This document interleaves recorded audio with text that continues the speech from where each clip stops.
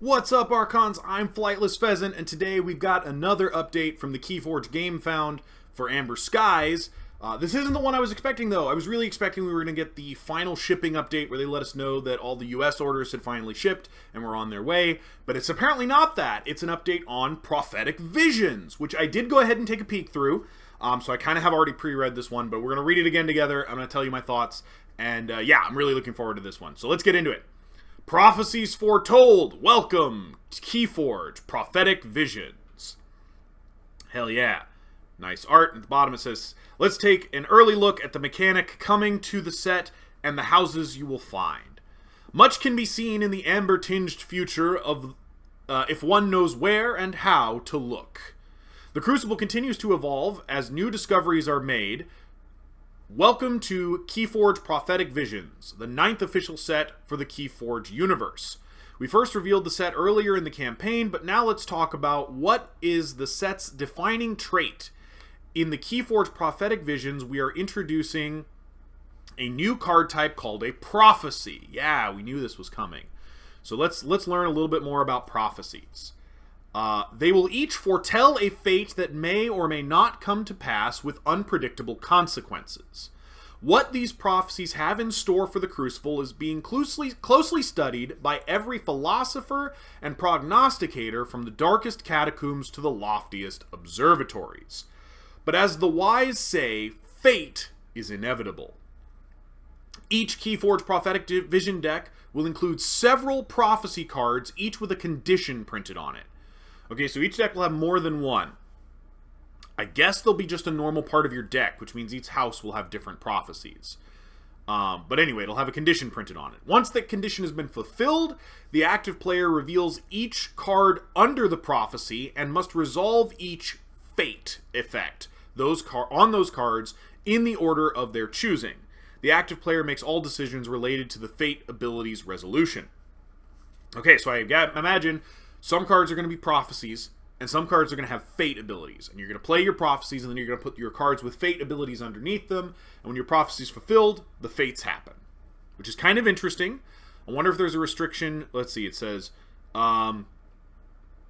each turn the active player may place one card from their hand under one prophecy card they own. Okay, so that probably won't be house restricted. So it'll mean you can move through your deck a little bit faster, and the fate effect will probably be a little bit like a scrap effect, where it's maybe just a slightly worse version or possibly a slightly better version of what it normally does.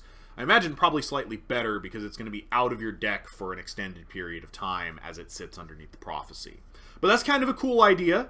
I like it. I'm looking forward to it. I like this as a very set-specific mechanic. This is not a thing that we're going to see in like every set going forward. This is going to be, something that Prophetic Visions does and that we may not see again for a while, which is good. Nice to see set-specific mechanics making a resurgence. This game mechanic is still undergoing testing and development, so the specifics may change drastically prior to the set's release, but we're very excited about the possibilities and surprise factor this design is adding to Keyforge. Yeah, absolutely! Depending on what the triggering conditions for the prophecies are and what the fate effects do, this could be really, really cool. And even if they're not super great, it's going to be very unique. And I like that. I like when Keyforge does unique things. As with all Keyforge sets, we will leverage Forge Fire and create new and exciting experiences, keeping players excited to see what the next pack will hold. Players might even have a chance to glimpse into the future of the Crucible.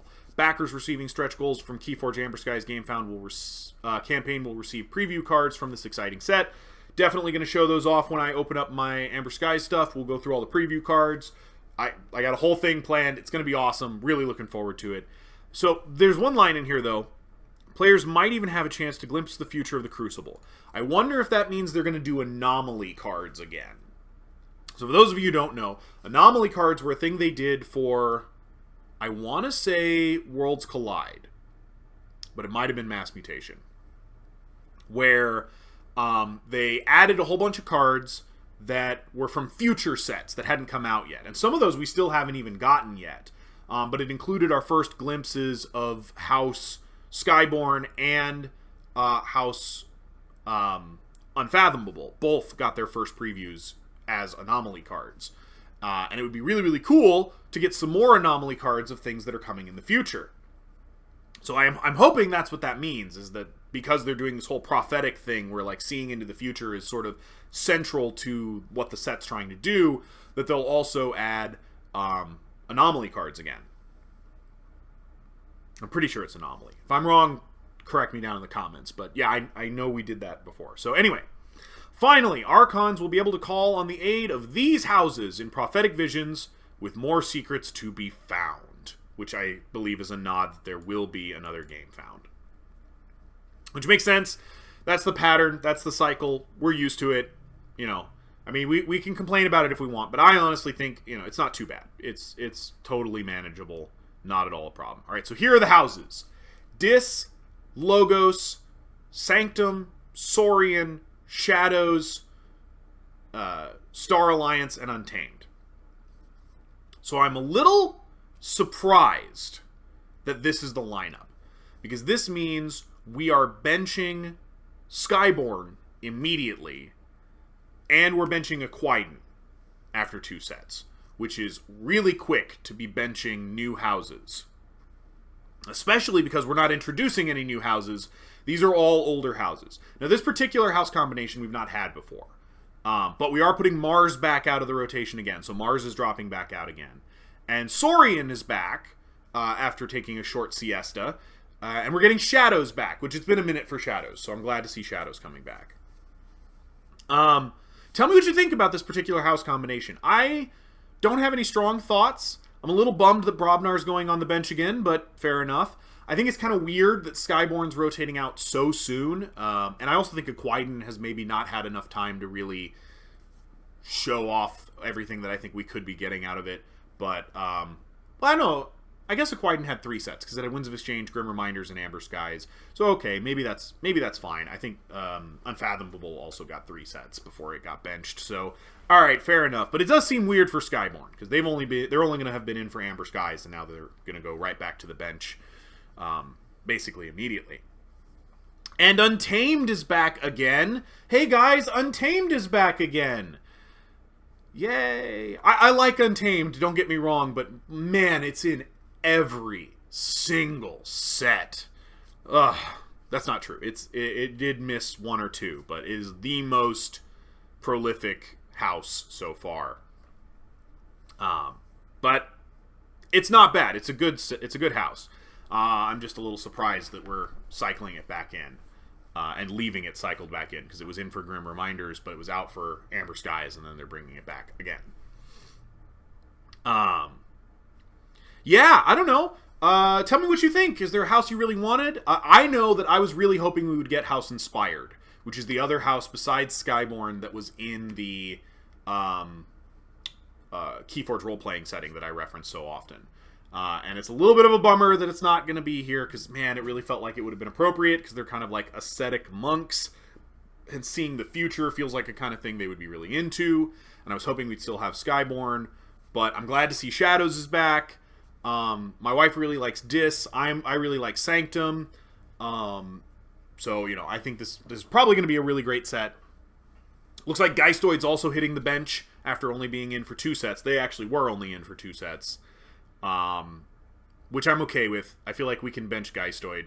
It got to flex its muscles all over Grim Reminders, and I imagine it's going to be pretty great in Amber Skies 2.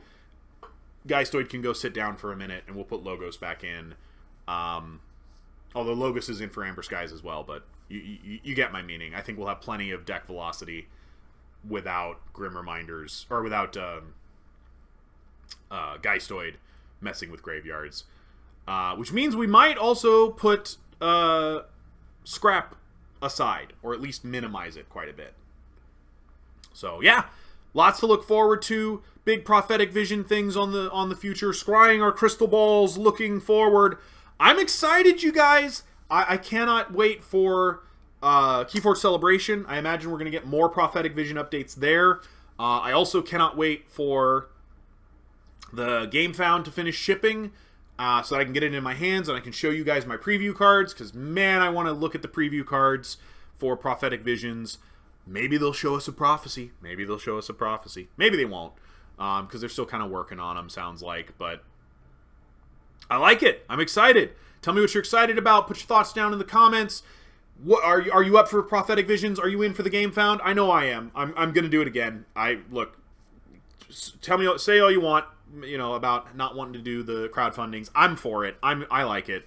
It lets me know that the game's got interest, that people want to play, that they're very excited about it, and I feel like Ghost Galaxy is hearing us when we say they need to advertise other ways, and they're working on it, and they're doing their best, and they're trying to increase LGS involvement, and they're trying to increase their modes of advertising, and I think they are working on it, and so I don't feel bad about supporting them more directly in this way at all. It doesn't upset me, but yeah, tell me your thoughts down in the comments, and that's all I have for now, so until next time, later, Archons.